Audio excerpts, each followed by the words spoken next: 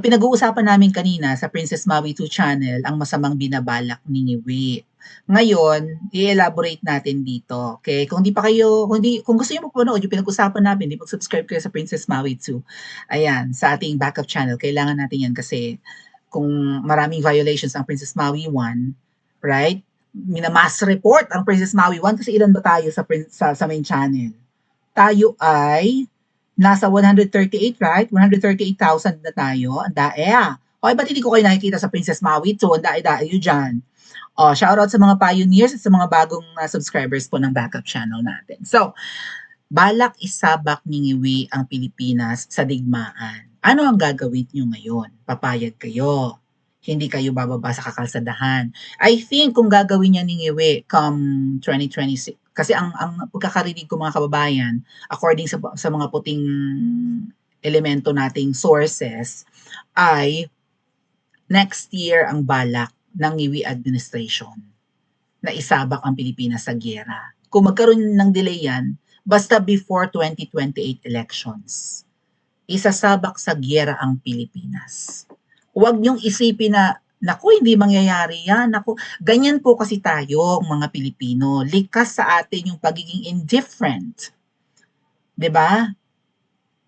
Likas sa atin yung, hindi naman, hindi, wala yan. Sinabi rin natin yan na hinding-hindi mangyayaring ipapakidnap at ipapakulong sa ICC si PRRD, pero ano ang nangyari? Nagawa, nangyari, nagkatotoo. Kasi pinagbabalakan, deny lang deny si Ngiwi noon, di ba? Si Miss Maharlika ang I think unang-unang whistleblower na nagsabi na may mga inimbita, actually, may mga kakilala kami dyan sa Pasay na nagsasabing, yun nga, ang meeting place doon sa Midas Hotel, doon may daga naman dyan sa Midas Hotel na yan. Okay? Bonggang-bongga ang accommodations ng tatlong taga-ICC na inimbita sa Pilipinas para mag-imbestiga. Super shopping, may mga chaperone, may mga bodyguards, itong mga foreigner na ito na nakarating ng Pilipinas ng palihim. Nag-iimbestiga na at baka dala-dala na nga yung mga papeles na kinakailangan in preparation sa pagpapakidnap kay PRRD. At hindi natin sukat akalain yung binabrush off natin lagi, we were just shrugging our shoulders, it's not gonna happen, nangyari. Ngayon, ang daing sign na isasabak ni Ngiwi sa giyera ang Pilipinas, huwag nyo tong ipagsawalang bahala. Kawawa ang mga nasa Pilipinas pag nangyari ito. Okay? Dahil usapin na ito ng buhay. Mga kababayan, i-share ko lang sa inyo na isang kakilala nating psychic ang nagsabi na bago magigising ang mga Pilipino, bago matatauhan ang mga Pilipino na kailangan na nilang kumilos at makawala sa mga adik at magnanakaw, dadanak muna ng dugo. And we were praying na sana hindi dugo ng ordinaryong Pilipino ang dumanak. Sana mga dugo na lang ng mga magnanakaw na to ang dumanak. Okay? Ng mga adik na to, ng mga korap na ito. Sana dugo nila ang dumanak at hindi dugo natin. Karamihan pa naman sa sinasabi ng kakilala nating psychic nagkakatotoo. That's the reason why ingat na ingat kami nung nag-EDSA kami last year. Iniwasan namin na may mangyaring ganun. Nadadanak ang dugo. May mga kasama noon sa rally na gusto nang lumaban sa mga pulis. Hirap na hirap. Isipin mo yun, libo-libong tao na nasa EDSA. Papakausapan mong huwag kuyugin ang mga pulis. Gustong agawin yung batuta, yung baril. 'Di ba? Para kailangan mag-trending. Ganun ang reason ng iba eh. May mga nananabag, hindi po pwede. Simbahan ito, igalang natin, kakampi natin ang mga pulis. Dahil kung wala ang mga yan, yung mga gustong manabotahin ng rally natin, magtatagumpay. Upo lang tayo, mag-pray lang tayo, 'di ba? Kumanta tayo ng sabay-sabay, makinig lang tayo sa mga guest speakers, yun lang yun. Walang 'di ba? Kasi even si Kapitan Dado kinalabit namin Nung nagsasabi na si Kapitan Dado na magdala ng itak, mga ganon-ganon, magdala ng itak, lumaban tayo kuning-kuning. Kasi, 'di ba, ang sabi ni Kapitan Dado nga nung nagsalita siya sa EDSA rally na oras na may isa dito sa mga rallyistang ito na sinaktan ang mga pulis, lalaban tayo. Huwag ka nananakot. Sabi ko, wag po ganyan sir, wag po natin i-encourage kasi delikado yan eh. Hindi natin kaaway mo. Hirap na hirap kami because we were worried. Even I, dahil to my mind, baka mag-succeed lang yung rally namin sa EDSA or ang people power kapag kami namatay doon. Which is pwede ngang mangyari. Kung may dadanak na dugo ng mga rallyista doon, mapag-uusapan tayo all over the world. Naging marahas ang mga pulis sa pagtataboy sa atin. Iniwasan namin yun, grabe yung kaba namin. At hindi naman nangyari, salamat na lang. Napigilan namin yung mga nagplanong isabotage yung rally. Yung gusto ng kaguluhan, hindi yun ang ipinunta namin doon. Gusto namin peaceful gathering. After all, yung People Power 1 and People Power 2, mapayapang pagtitipon yun, mapayapang rally yun, peace rally yun, prayer rally yun. So, dapat yung amin ganun din. At nairaos namin, thankfully. Ang nakakalungkot, kinidnap si PRRD, pero wala na pong nagrally. Kasi nasabotahe na tayo, na-infiltrate na tayo. At ang tawag natin sa mga yan ay double agents. Mga ahas, mga Trojans, mga tauhan ng kabila, tauhan ng prutas, tauhan ng pamilyang mga adik, sila ang may pera, sila ang may power. At mahirap ang buhay sa Pilipinas, hindi po katakatakang meron talagang masusuhulan na mga Duterte supporters, maybe from the beginning, but eventually, since namamantikaan na ang uso, mata na ng kabila. Okay? Kaya nga po, kontrang-kontra, yan, ang sign lang yan para malaman nyo kung sino yung mga double agents na yan. Kontrang-kontra sila sa EDSA, sukang-suka sila sa EDSA, nilalait nila ang EDSA, kinakalkal nila kung paanong dumami ang tao sa EDSA nung November last year. 'Di ba? Hindi nila tinatantanan o pinapapangit nila ang reputasyon ng mga nag-EDSA. Hate na hate nila ang EDSA, ang gusto nila liwasan. Ang gusto nila mag-rally lang na mag-rally hanggang 2028. Ako nagsasabi sa inyo mga kababayan, hindi yan bababa sa 2028 at gagawan niya ng paraan o ng pamilya nila na hindi matapos ang kanyang power sa 2028. Dahil alam na natin, pagdating ng national elections, ang mananalo ay isa na namang Duterte. At hindi sila papayag na yung pagnanakaw nila na naunsyami pag-upo ni Tatay Digong at ngayon ay umaariba na naman at 6 years silang nabangko nung panahon ni PRRD. Pas sila ng nakaw ngayon. Trilyon ang budget, lumalaki taon-taon, wala kayong nakikita kung ano ang pinapagawa. Diretso sa bulsa, inililipad sa ibang bansa, malamang. Ginto ng Pilipinas, 25 metric tons, binenta. Bakit nagbenta? Saan ginamit ang napagbentahan? Billions yun. O, anong proyekto ang tinustusan ng mga ibinentang ginto? Kung kailan may kaguluhan sa Gaza, sa Israel, sa Ukraine, nagbebenta tayo ng ginto.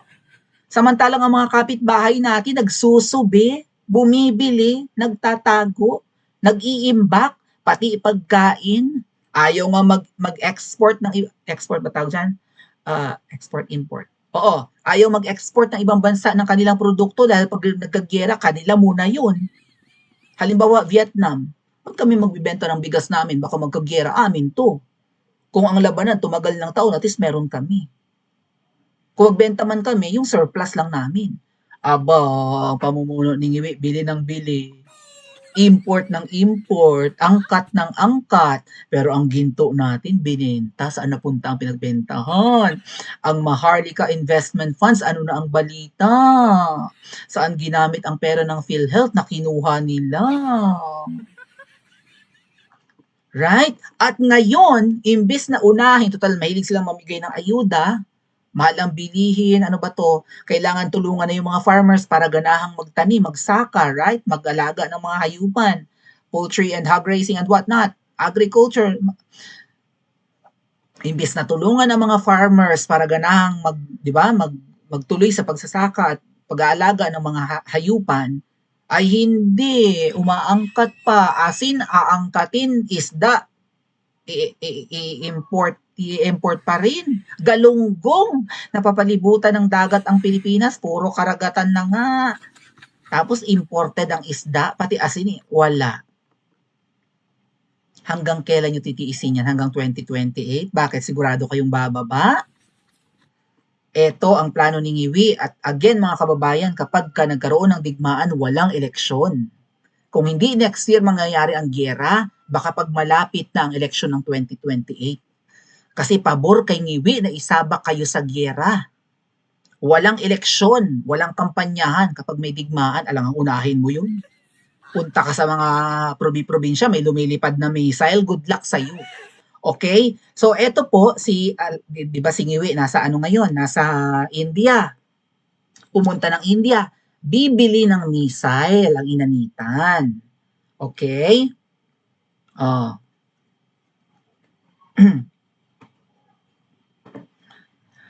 So basahin ko lang. The Philippines will procure more BrahMos supersonic cruise missiles as part of its military modernization efforts to strengthen its regional defense posture in response to pressing challenges. Anong challenges? Bakit? Meron ba tayong kaaway o tayo yung nang-aaway? Bakit mo aawayin Ngiwi ang China? Superpower ang China. Nakakapaglagalag ka naman kahit siguro sa Hong Kong. Shoutout sa nasa. Alam niyo nasa Hong Kong ako nung July last year. Kasi pag-uusapan na to balak 'di ba? Balak ni Ngiwi na makipagbanggaan sa China. Sa ganda ng Hong Kong, lalo na siguro ng Shanghai, even Macau, you think papayag ang China na pasabugan lang ng missile at durugin ng Pilipinas ang mga cities na nasasakupan nila? 'Di ba? Very developed ang Hong Kong. Yung subway system, yung mga skyscrapers, yung negosyo and all of that, yung tourism. Tapos bobombahin ng Pilipinas. Habang nasa Hong Kong ako, sabi ko, tingin ako ng tingin sa mga buildings ng Hong Kong. Kaya bang durugin ng Pilipinas ito? Ilang missiles ang ihahagis ng Pilipinas din sa Hong Kong para durug ang Hong Kong? Papayag ba ang Hong Kong government, lalo na ang China, na itong Hong Kong magmukhang ground zero? Na itong pagkatataas ng buildings ng Hong Kong at itong ganda ng Hong Kong ay madurog ng Pilipinas?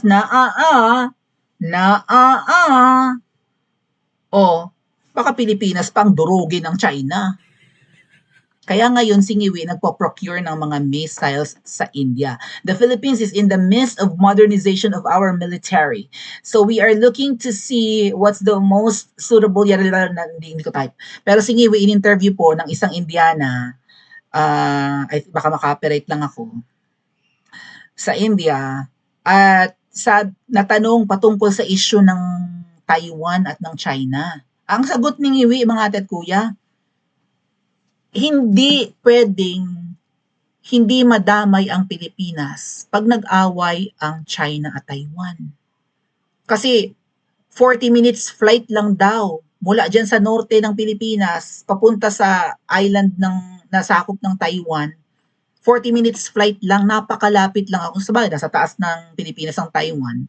Hindi raw pwedeng hindi madadamay ang Pilipinas. Diyos ko po, Ginoo ko. Huwag kang makisawsaw Ngiwi sa digmaan na hindi sa'yo.